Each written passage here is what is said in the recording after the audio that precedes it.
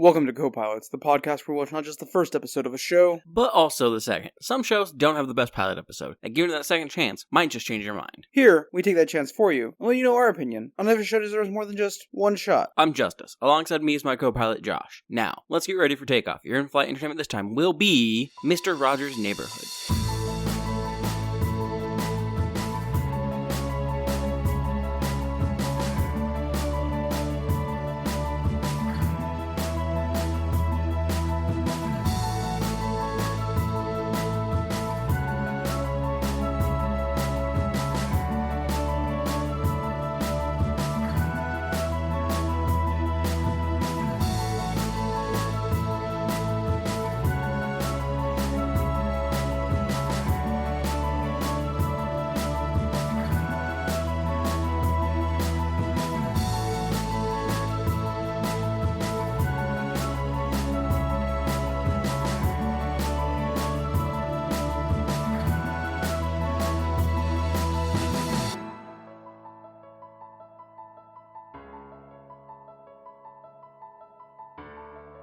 So, pretty much no matter who you are, you've definitely heard of this show. Well, I had never heard of this show before in my life. That's fucking wild, and I don't think I believe you.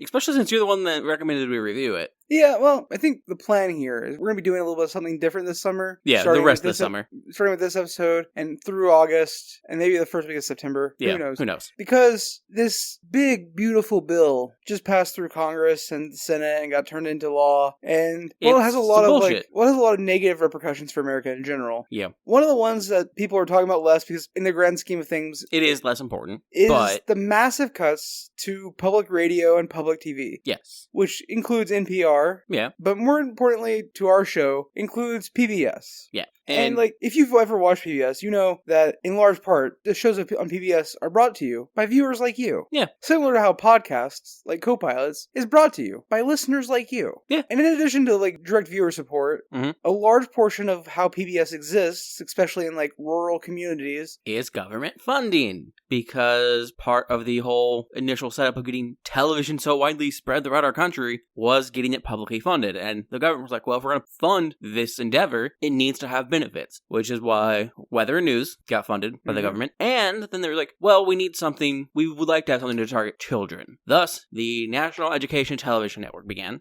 which then became PBS. Well, it wasn't just the National Educational Television Network. PBS was like a blending of multiple networks. Yeah. It was, different regions had different ones. They had their own educational board overview for television for regions. And Mr. Rogers aired on one and then became part of PBS. Mm-hmm. And so did a bunch of other shows that helped kids learn math, English. And it's not just kids. Moral goods. Like Neil deGrasse Tyson's show. I don't remember. Yeah. How the World Works? Something like that? No, it's Cosmos. Cosmos, I think, is a show. I don't know if it's his, but yeah, there's a bunch of shit. Shows like that were also aired via PBS.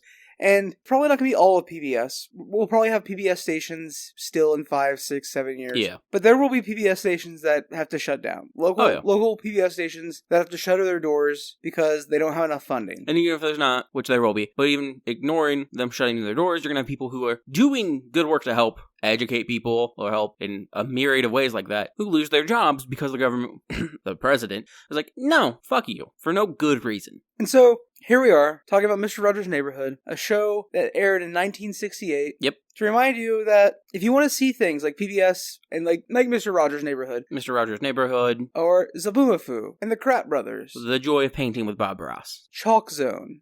Arthur. Sesame Street. And all the memes that came from Arthur.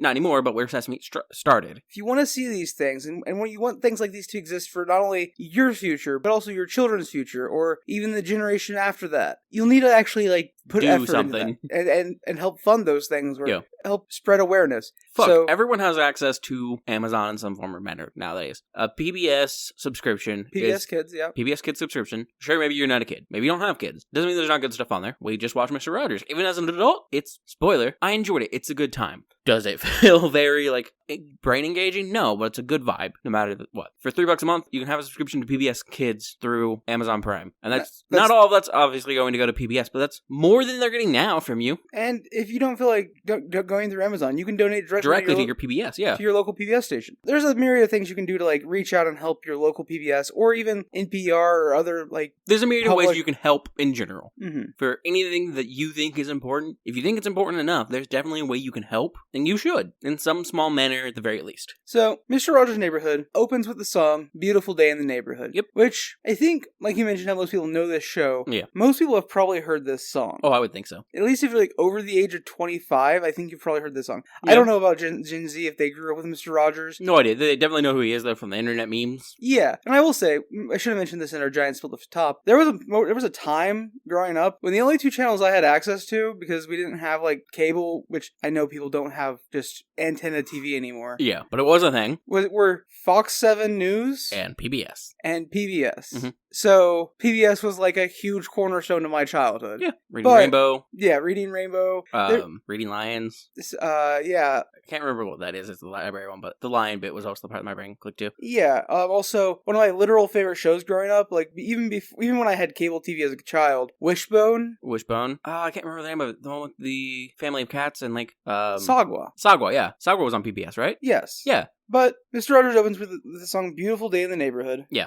As Mr. Rogers arrives to his house. Mm-hmm. Changes out of his overcoat and suit jacket. Into a nice comfy cardigan and house sneakers or shoes. He then mentions that he has a new swing that he wants to show us outside. Yeah.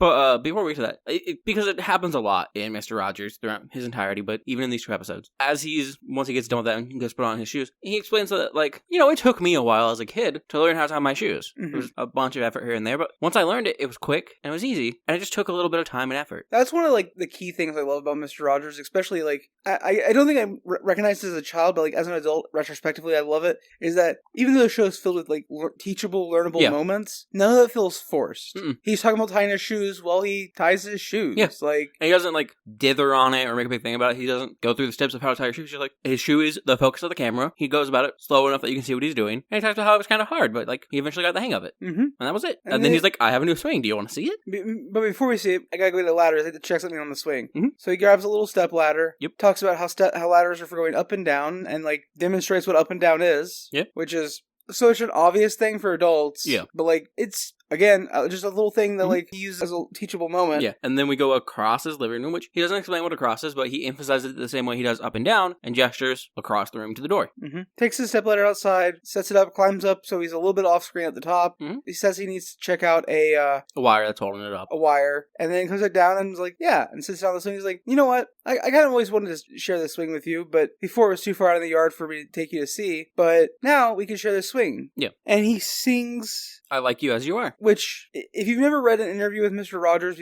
unfortunately he's passed on, so you can't like hear him talk about it directly anymore. But if you've ever read an interview or watched an interview with Mr. Rogers, he'll mention this song, I Like You the Way You Are, because he said it was such an important concept for him to, like, tell children that you're perfect as who you are. You don't have to, like, change to fit other people. Mm-hmm. I like you the way you are. Yeah. And then he takes, like, a small little break from the song as we go back inside, but he keeps singing as he's like, let's go check on the kitchen, and he sings it on the way over there. And part of it is he's talking about how even as you grow up and change and get taller, which is a bit like going up, he says, he'll still like you as you are, even if you're changing inside or getting taller. You're still you, and that's what matters. It's a very sweet song. Yep. And Mr. Rogers puts a lot of, like, emotions and hearts into it. And I think that's one of, like, the many reasons why Mr. Rogers resonated through... Decades. Actual decades. Literal decades. Multiple generations of children grew up listening to Mr. Rogers tell them that, I like you the way you are. Mm-hmm. And so he gets into the kitchen, he's like, well, this is a bit new, because...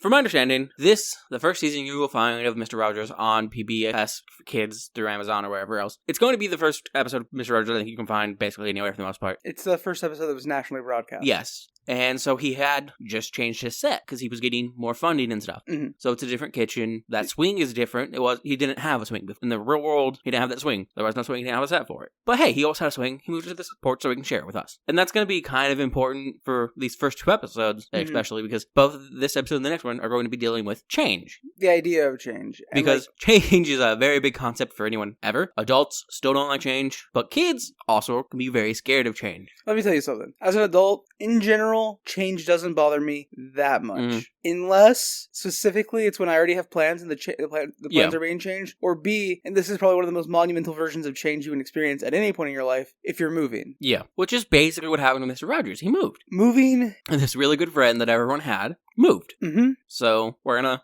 deal with change for this episode and some in the next. And like you were saying, this is because this is a new set. Yeah. Because he was previously just a local Pittsburgh, Pennsylvania area. Yeah. And now it's become a national TV show. Roger then sits down on the couch to call his friend Edgar, who lives in the neighborhood of make-believe. Yes. Which he talks to through a can on a string, because it's the land of make-believe. But he is immediately interrupted by a knock on the door. Yes. And his mailman, Mr. McFeely, shows up to deliver a letter. Yes. From Miss Russellite, who is asking Mr. Rogers if he can come visit her, because even though she was supposed to visit him today, she won't be able to make it, unfortunately. She has gotten too busy and she can't make it. Yeah. But if you're going to go out for a walk anyway, and you happen to be around, feel free to stop by. Yeah. So Mr. Rogers pays for the delivery, and then asks Mr. McFeely if he can send a reply in response, and then also pays to make the delivery. He is paying for Mrs. Russellite's delivery, and then paying to make another one. So, after he comes back inside, he sits back on his couch, and he calls Edgar to find out what's going on in the neighborhood of make-believe. And he finds out that in the neighborhood, there's been a lot of changes. Lady Elaine came through, and with her magic, moved stuff all around, and changed how everything worked. Yeah. And so the trolley, is his own character, but it runs on a track along the wall of Mr. Rogers' house. Mm-hmm. And then takes you into the land of the neighborhood of make-believe. And in order to go to the neighborhood of make-believe, Mr. Rogers has to pull his sofa out and turn it into a bed, so that he can lay down and adventure into the neighborhood of make-believe. Yep. And so, on the call from Edgar, we hear that the Eiffel Tower has been moved to the other side of the castle. Mm-hmm. The tree with some of the neighbors is in a different place. All kinds of stuff. And apparently, King Friday the 13th is not happy about this. Indeed. But as Mr. Rogers lays down and the trolley travels off, we go into the neighborhood of make-believe, and we're introduced to Joe Negri, a handyman, who is our primary viewpoint for this episode's neighborhood of make-believe section. Because the neighborhood of make-believe section for a lot of Mr. Rogers, I don't think so much in the later part, it's not normally with Mr. Rogers. Because Mr. Rogers does a lot of the puppet voices. Because those are the denizens of make-believe. Puppets. And so, in the neighborhood of make-believe, we are quickly introduced to Daniel the Striped Lion. Yes. Who discusses with Joe... Who lives on a clock. A big, big clock. Yeah. I just... A big clock that might have a library inside of it. Who knows? Daniel and Joe discuss all the changes in the neighborhood. Yeah. And they discuss how it works adapting to change. And how some people really have trouble adapting to change and others don't. And Joe points out that really, even though physically the place has changed, it's still all the same people. And really, at the end of the day, people are what make a place. Well, actually, Daniel's the one that points out that it's the same people. And then Joe makes the point that, yeah, you're right. And the important thing is that people make the place, blah, blah, blah. But Daniel's the one that points it out, because Daniel is a very young lion who, when he's talking to Joe at first, is kind of nervous about it. He's like, yeah, but there's some good things, too. And then he's like, yeah, the people are still the same, though. I'm sorry, you said Daniel is a very young lion? Yeah. And my brain immediately thought of, a guy with his head shaved in black trunks and black plain shoes. I was like, Mr. Rogers' Neighborhood, not IGPW. IGWP? I don't know. IWGP. Not Japanese Pro Wrestling. My brain just immediately went, yes, young lions. Daniel is a young lion. So, they finish up talking there with Daniel basically saying that he's not sure about how the others feel about it, though, so Joe decides to go talk to Henrietta the cat and X the owl, who live in a tree. Mm-hmm. And he goes and knocks on both X's and Henrietta's door, but X answers first, and X is generally enthusiastic about the changes. He's like, yeah, stuff is different, and my scarf that I don't really keep at the roots of my tree was over in the branches, but I still found it. Honestly, it's all like a treasure hunt, except you know what you're looking for. And never has a puppet been more aptly describing the experience of living with ADHD. It's like a treasure hunt, but you know what you're looking for. The other day, I came home from shopping. Yeah. And I didn't remember going to my bedroom because my bedroom light was still off. And I'd put some groceries away. And I started patting my pockets. I was like, where's my wallet at? And I was looking and looking. I couldn't find my wallet. And Justice is sitting on the couch watching something or playing something on his Steam Deck. I don't remember what. But Justice is basically having an enjoyable, afternoon. Yep. And I'm over here having an actual panic attack because I don't know what I did with my wallet. Turns out I had gone to my room and put it on my desk already. Yeah, I just asked him what he's looking for or what's going on, because I didn't know he was looking for anything. He was just panicking. I was like, what's going on? He's like, I can't find my wallet. I know I didn't leave it there. I just used it to pay for them. I'm like, do you put it in your room? He's like, I haven't been in my room yet. I was like, yeah, you have. That's the first thing you did. It's like a treasure hunt, except you know exactly what you're looking for. Yeah.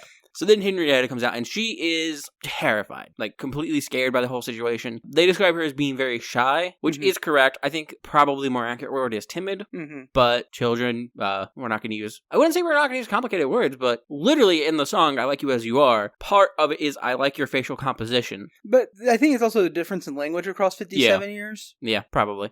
So she is kind of scared by it all. She doesn't like the change. It's honestly just kind of messed up her whole fucking day.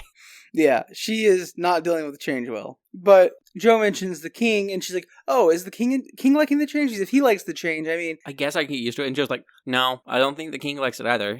And then they see him right over at the castle with his little arms crossed, not looking happy. Harumphin. And so Joe says he's going to go talk to the king to see if he can do anything to help. So Joe approaches the king to try and comfort him, and the king goes, I'm sorry, but do you have an appointment? Joe's like, no, I just came over to see if I can help. So the king's like, carry on. And so Joe continues to talk. He's like, no, carry on to go make an appointment. Carry on, I'm going away.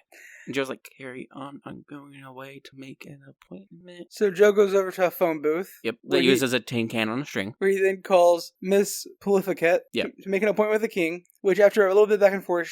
Because she's like, you're already there though, right? And he's like, yeah. She's like, you're already there, go see him. And he's like, I need an appointment to see him. And she's like, okay, you have an appointment, but it's in 2 and 2/10 seconds. And so Joe rushes over and gets there, and the king's like, you're late. And Joe's like, earlier I was early, but now I'm late. And the king's like, yep, yes, you're late. But what do you want? So Joe's like, I just wanted to see if there was anything I could do to help. I heard Miss Lady Elaine Fairchild had caused some ruckus with her magic, basically. And the king's like, yes, you can.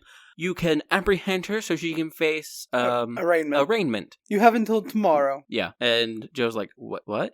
I love that because it's like, oh, I'm going to go comfort my friend and see if I can help him. And then your friend goes, no, I conscript you into my military. And now you have to go find the person that caused all this. You are a bounty hunter. And you have less than 24 hours. Do it now or die. Yeah, basically. So Joe, kind of in a stun, walks off and sees Daniel also over by the house. And I was like, hey, Daniel. Daniel's like, I came over to see if there's anything I could do to help. And Joe's like, the king wants me to find Miss Fairchild. And I was like, I guess I could help with that too. Do you think Mr. Rogers could help? And then they mentioned Mr. Rogers used the trolleys coming around. Yes. And they're like, oh, there's the trolley. You think Mr. Rogers could help? We could send him a note. Yeah. And then as Joe's writing a note, Daniel says something like, writing looks like it's fun or something like that. Writing looks like it's very fun and useful. Yeah. And Joe's like, you'll learn one day. And so they write the letter and they send it on the trolley back to Mr. Rogers. And back in Mr. Rogers' house, the trolley shows up with a note from Mr. Negri and Rogers. Mm-hmm. Sorry, from Mr. Negri and Daniel. To Rogers, yes. And Rogers uses this to discuss the importance of writing, and not like in an overt way. He's like, it's so important to be able to read and write, and if you can't read right now, you'll learn one day, and when you learn to read, you'll then learn to write, and it'll let you talk to people, basically. Mm-hmm. And then he does a thing he basically always does when we get back from the neighborhood of make-believe, which is kind of just a recap of what happened there. Mm-hmm. We then, with Mr. Rogers, after he puts on a jacket, go to visit Miss Russellite.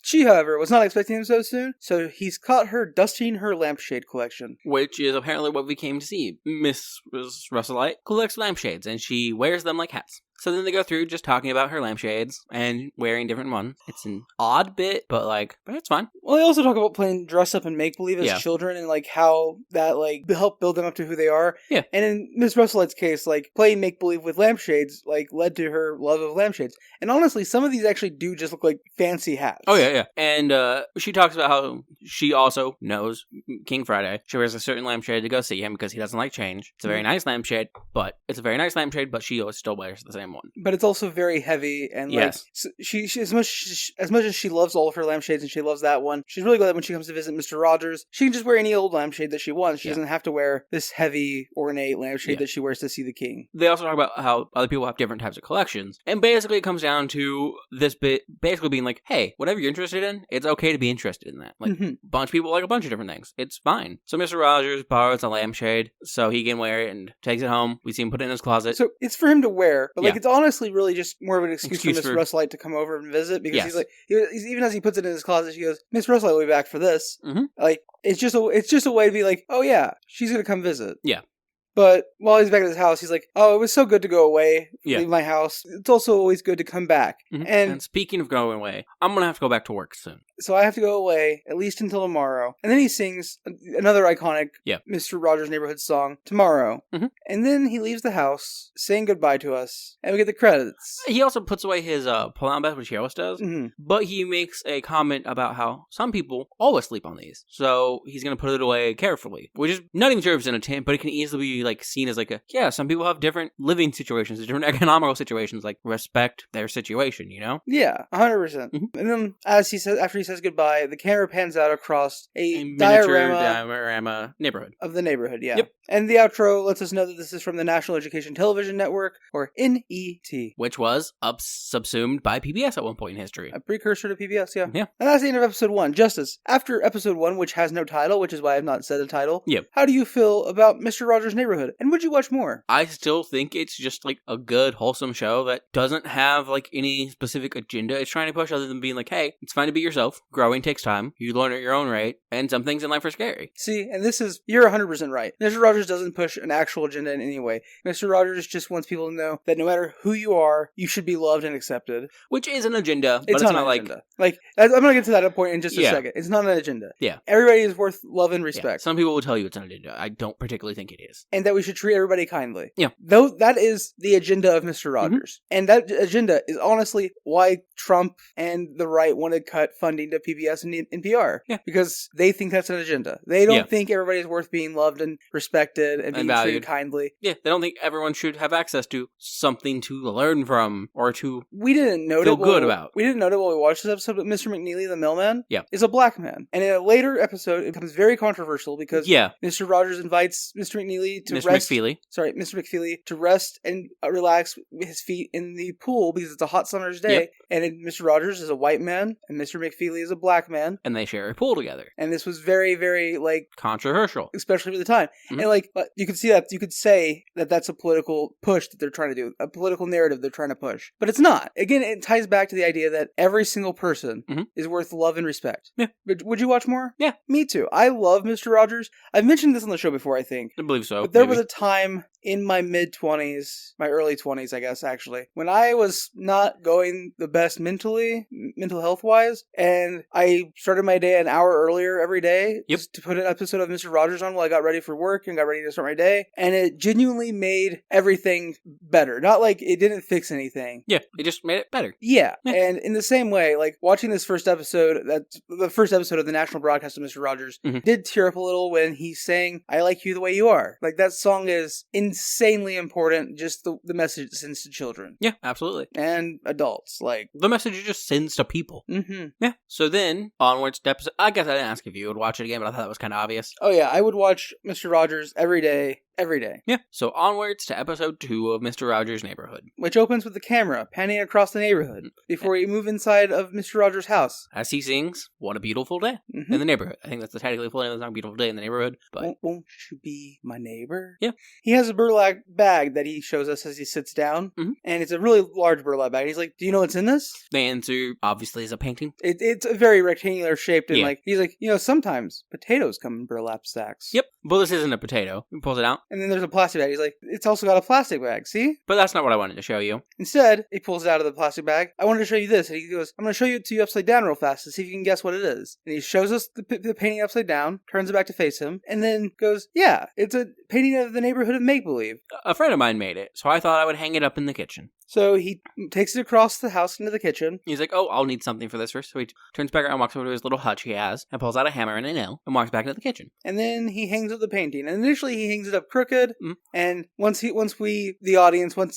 camera makes him realize that the picture's crooked, straight. He adjusts it, but it's crooked again. So he finally gets it adjusted straight. Yeah. The second time he does it is a very intentional crooked all the way in the other direction. And he just smiles as he does it. Mm-hmm. But then he'll straighten it out. Yeah, it's not like it's a Dora the Explorer bit where it's like, "Oh, did I take it too far to the left?" I know what I did, but it's a tiny chuckle. It's meant to be amusing. It's friendly banter, basically. And then as he walks back to the living room, he talks about how useful bags are, but not plastic bags. Plastic bags should be gotten rid of right away. They're not to play with. They aren't safe to play with, and they need to be getting rid of. Yep. He then takes the burlap bag and goes, I wonder what we could do with this. And then he takes a pillow off his couch, stuffs it into the bag, and goes, look, a punching bag. Punches it like twice, and then he's like, or something to cuddle with, and he like snuggles up with it, and then he comes down. Or there's always, actually, have you ever done this? And then he puts it on his legs and sack hops across the living room and then back. And he's like, I wonder what else we could do with this bag. And he like puts it across his shoulders. He's like, I guess it would be a cape, but how do you get it closed? And then he goes back to his hutch, finds a very large safety pin. The largest non-novelty safety pin I've ever seen in my life.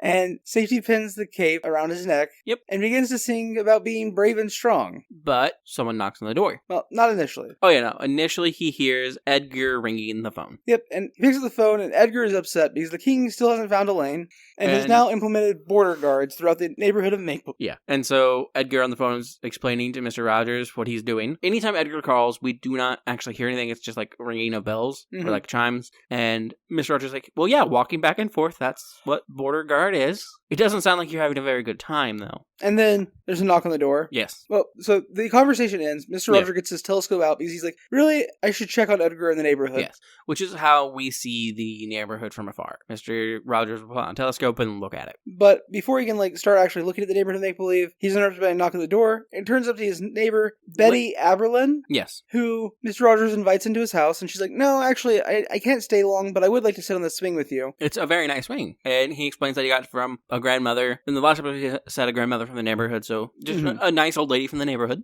And we find out that Lady Aberlin here is King Friday's great niece. And she's planning to visit him soon. So Mr. Rogers lets her know that, well, things are a bit different in the neighborhood of Make-Believe as of recently. Elaine Fairchild has moved some things around, and it's really upset the king. Well, actually, he doesn't. It's upset the king. She's immediately like, oh, I bet great uncle Friday's not happy about things. Like, he's really not. And there's mention at this time of the border patrol. Yeah. And she's like, really? And she likens it to being at war. Yeah. And wonders if she needs a gun to keep herself safe when she goes to the make-believe neighborhood. Gun. She does make sure to say that out loud. And Mr. Rogers is like, I don't think you'll need one, but if you do, you can always just do this. And then he holds up a little finger gun. He goes, but how about this? And he takes off his cape and gives it to her. And she's like, yeah, I feel a lot better now. And then she starts singing about being brave and strong. So then Mr. Rogers headed back inside. And then he uses his telescope to see into the neighborhood of Make-Believe. And from afar, everything looks okay. Yep. But then Rogers spots the trolley heading his way, so he pulls out his bed so that he can accompany the trolley back to the neighborhood of Make-Believe. Yes. So when the trolley arrives in Make-Believe, it is immediately stopped by King Friday, and who demands and Edgar, but the king's doing the talking in this bit, and demands that trolley provide his name, rank, and serial number. Trolley dings a bunch, and the king lets him go on his way. The king then orders Edgar to stop every person coming into the neighborhood of Make-Believe and make sure he gets their name, rank, and serial number. Yeah. And then Edgar asks, well, what about, your immediate family? Yeah, surely we don't need to stop them, right? And the king's like, no, you definitely need to stop them. They could be posing to be someone. They could be Lady Elaine in disguise. Yeah. And then the king's like, now, Edgar, let me hear the battle cry. And Edgar repeats the battle cry, down with the changes. Down with the changers. Down with the changers, my bad. And then the king continues on, because we are at the top. And we don't want that to change. And Edgar's like, because you're at the top, and we don't want that to change. And then the king walks off. I think Edgar's an insurrectionist, just throwing that out there. I think, if you want to get into meta-narrative, I think this episode, even though it's dealing with the idea of changes still from the first episode because of the studio changes, it's also very much influenced by the ongoing Vietnam War in 1967 when this episode was recorded, and because the first two episodes was also recorded in 1967. And that's why there's this tension of, are they at war? What do they need to be safe? And then there's also this class consciousness with the king. Yep. The king understands that he's only king because he currently holds power, but if change comes along, what does that mean for him? And he understands that not having power and not being on top is less good than being on top because of his worldviews. And the reluctance in Edgar shows a general reluctance that can be related to by a lot of people in the America at the time. And by showing Edgar a character that people are aware of and enjoy, as someone who's still reluctant to follow these orders, shows that it's okay to question things like that. Yeah. So then Lady Aberlin approaches Edgar, and she is stopped and forced to recite her name, rank, and serial number. And she's like, well, my name is Betty Aberlin. like, you know that, Edgar. He's like, I know, but I still have to ask you, what's your rank? She's like, I'm a lady? He's like, yeah, that works, I guess. Now, what is your serial number? She's like, I don't have a serial number. He's like, make one up. She's like, make one up? So he's like, yeah, you have some 3s or some 4s or some 5s or 6s. She's like, I like 3s and I like 4s. And some 7s. She's like, I like all of those. And so her serial number is 3, 4, 5, 6, 7. Yes. So then she's like, can I come in now? And Edgar's like, let me go ask.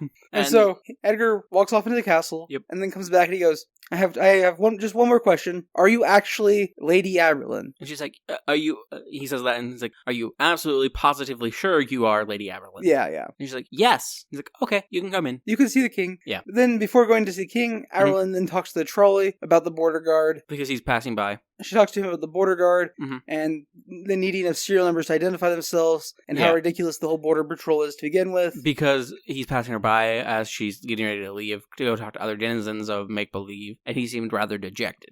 So she walks over to talk to X and Henrietta, and I don't think Lady Aberlin's part of this conversation. No, she's not. We follow Henrietta. We go over to Henrietta and X. Yeah, but Henrietta and X are just talking, and Henrietta is scared. Very, very scared. Because she's like, we're at war. What's going to happen? Yeah. And she's like, I don't think we're at war yet. And she's like, what do you mean? He's like, well, no one's shooting. She's like, shooting? He's like, well, that's the thing with wars, is they shoot. Yeah. But don't worry. If you ever get scared, you can come and stay at the roots of my tree. And then X says that he's going to go investigate to find out if they are actually at war or not. Yeah. And then we cut to the throne room, where Lady Aberlin and the king discuss the vast amount of changes happening in the neighborhood of make-believe. Yeah, because as we went through the scene, she's like trying to adjust his robe because it's not sitting right, and he's accusing her of trying to change it, and she's like, no. The really fun part about this scene, is, and the king doesn't even recognize it, is that Lady Aberlin is pointing out that by instituting these border patrols and these like stop and questionings and like all this stuff, he is changing things. He is changing things, and she thinks these changes are unnecessary and are just making the neighborhood worse. Yeah. But he's so paranoid about the changes that he's going to institute his own changes to stop changes. So after he accuses her of trying to change his robe, she makes a joke about how she's going to huff and puff and blow down his castle. And he goes, see, I knew you weren't Lady Aberlin. You're the big bad wolf in disguise. And she's like, no, I was joking. He's like, this is no time for a joke.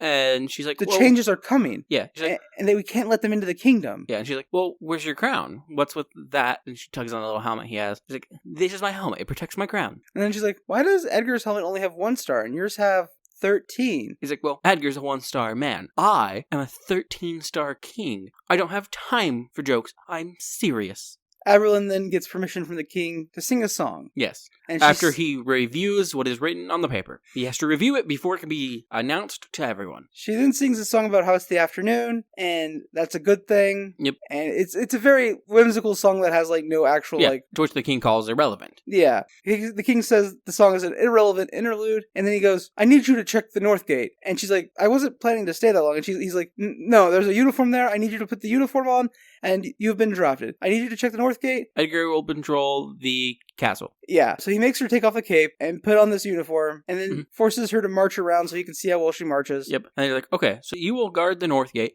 and if you need any reinforcements, shout your serial number. We then, as she marches off, rejoin Mr. Rogers in his house, who talks about how, well, the king may not be in the right. Everyone has their own outlooks, and we need to respect different people's way of looking at the world. Yeah, and their reactions to change. And then he talks about how scared Henrietta is, but X was really brave for offering her a place to stay if she needed it. Mr. McFeely then stops by, because he has copies of the daily newspaper and is selling them. Mr. Rogers purchases a copy, and he talks about how the front page story is about King Friday establishing a border guard. Yeah, he reads it out loud and says that that's the headline. He explains kind of what a headline is. It's the big important topic on a newspaper. And he vaguely explains how to read through a newspaper as well. He also explains what the word establish means. He then also discusses how pictures aren't real. They're just visual representations of real things. Yes. So even though there's a picture of Mr. Friday of King Friday in the paper, it is not King Friday. Like how his picture of the neighborhood of make-believe or his map of the neighborhood aren't actually the neighborhood or the neighborhood of make-believe. So from there, he starts to talk about how the king's responding to change and like change is going to happen. How he's overreacting because not all change is bad. In fact, change can be good. Yeah. New things can be good. And yes, the old isn't necessarily bad, but change isn't necessarily bad either. He then sits down and discusses... After putting the bed back in. Yeah, after putting the bed away. He then sits down and discusses about reading the newspaper. He's like, does anybody in your house read the newspaper? And if so, do they read it at the breakfast table? I used to do that. But then I noticed I kind of just hold the paper around, just sitting there. He's like, and no one else at breakfast at the table was having any fun. So I've taken to putting it down and not reading until after breakfast. Specifically, he's discussing how we can use the idea of learning or engaging in an activity to distance ourselves and act as a shield to separate ourselves from the people around us. Mm-hmm. He's specifically talking about how when he was reading the newspaper, other people were having conversation around him, but he wasn't part of that. And he even says now I've learned so much more. Mm-hmm. He then sings the tree song, which I'm not familiar with the tree song. It's apparently a song about a tree that they talk about in the show. He talks about how he thinks about that sometimes before he goes to bed when he thinks about all of us. Mm-hmm. And then as Mr. Rogers is leaving for the day, Mr. McFeely stops by once again to drop off a cape, which he was given by some lady in the neighborhood of Make-Believe. Yeah. And this leads us to Mr. Rogers singing the song Tomorrow. Yeah, though there is a moment, actually, before he sings this song about the tree, where he does talk about how hopefully things are going to get better in the neighborhood of Make-Believe, because it can get scary when people play like that. And as he says that, he pretends to have a gun. Mm-hmm. So he's talking about how, violence or even pretending to be violent can be scary. Yeah. Which is touching again on the topics of violence from earlier, the Border Patrol, and the fear of violence. And very strongly pushing a narrative and an agenda. Yeah. So then he sings the song Tomorrow after Feely stops by. McFeely stops by and gives him the cape. Yeah. And we pan out over Mr. Rogers' Neighborhood. And that's the end of episode 2.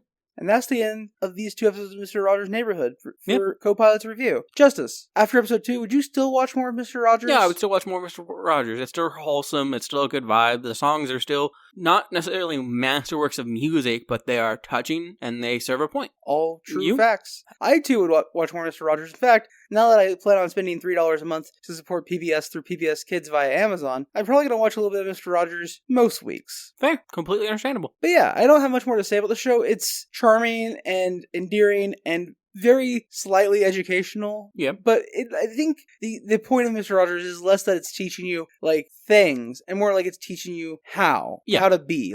It's emotional education, not intellectual education. Yes. And there's so many ways, so many places that cater to intellectual learning. Yeah. That having a show that is decidedly not about intellectual learning, but about emotional learning and emotional caring and emotional well-being is so important. Yep. And I think that's why it resonates and has been relevant for decades. Almost 60 years. Yeah. Almost 60 years at this point. Yep. But yeah, I don't have much more to say about it. I love Mr. Rogers, and I think if you haven't watched it, or even if you have, it's probably about time to go back and watch some more. Yeah, and honestly, the Mr. Rogers documentary that I think was made by Netflix. I don't know. The one with Tom Hanks? No, I'm talking about you're talking about the documentary, not the documentary, not the biopic. Yeah. Yeah, I haven't seen the biopic. I've seen the documentary. The documentary is very good, and you could watch that too. Mm-hmm. Yeah. I don't think we have much more to say. If you want to reach out to us to let us know how things are going in your neighborhood, you can do so by emailing us at copilotsreview@gmail.com. Or reaching out to us at Copilots Review on Blue Sky. Or you can find a link to both of those, as well as a myriad of other ways to listen to our stuff or contact us by going to copilotsreview.simplecast.com. And until next time. Thanks for flying, and please fly again soon.